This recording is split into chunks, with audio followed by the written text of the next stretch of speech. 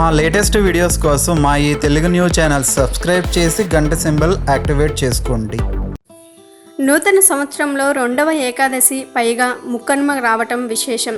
సాధారణంగా ఏకాదశి అంటేనే అందరూ ఎంతో పవిత్రంగా విష్ణుమూర్తికి పూజ చేసి రోజంతా ఉపవాస దీక్షను చేపడతారు. ఎందుకంటే ఏకాదశి రోజున చంద్రుడికి భూమి మీద ముఖ్యంగా నీటి మీద ఆకర్షణ అతి తక్కువగా ఉంటుంది. అది మన శరీరంతో ఉండే ద్రవ పదార్థాల మీద కూడా అతి తక్కువగా ప్రభావం చూపుతుంది. దాంతో వాటి చలనం చాలా మందకొడ్డిగా ఉంటుంది. ఉదాహరణకు మన ప్రేగులలో ఆహార పదార్థాలు చాలా నెమ్మదిగా కదులుతూ ఉంటాయి. తత్ఫలితంగా జీర్ణక్రియ మందగిస్తుంది. అందువలన ఏకాదశి రోజు ఆహారాన్ని తీసుకోకుండా ఉండటం వలన మరుసటి రోజుకు శరీరం తేలిక పడుతుంది. ముఖ్యంగా ఏకాదశి రోజున ఉపవాసం ఆచరించేవారు ధాన్యంకు సంబంధించిన అనగా వరి, గోధుమ, జొన్న, రాగులు, సజ్జలు, పప్పు దినుసులు అంటే కందిపప్పు, పెసరపప్పు, మినపపప్పు, శనగ, ఓట్స్ లాంటివి తినకూడదు.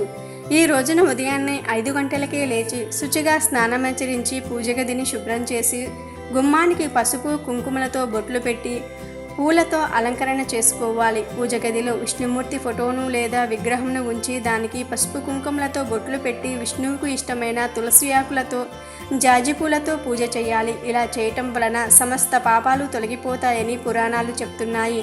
మధ్యాహ్నం 12 గంటల లోపుగా పూజను పూర్తి చేయాలి. ఏకాదశి నాడు ఉపవాసం ఆచరించేవారు దశమి నాడు రాత్రి నుండే ఉపవాసాన్ని ఆచరించాలి. ఏకాదశి మొత్తం ఉపవాసం ఉండాలి.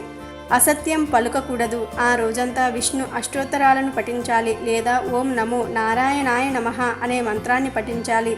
ద్వాదశి నాడు బ్రాహ్మణులకు భోజనం పెట్టాలి. అయితే ఏకాదశి నాడు కేవలం నీటిలో చిటికెడు ఉప్పు, అందులో 1 చెంచా నిమ్మరసం కలిపి రోజంతా తీసుకోవాలి. కావున మీరు కూడా ఈ ఏకాదశి రోజున ఇప్పుడు మనం చెప్పుకున్న విధంగా చేయటం వలన మీ సమస్యలన్నీ తొలగిపోతాయి. అఖండ ఐశ్వర్యం కలుగుతుంది. వీడియో నచ్చితే లైక్ చేయండి, షేర్ చేయండి, బట్ సబ్స్క్రైబ్ చేసుకోవడం మర్చిపోవద్దు.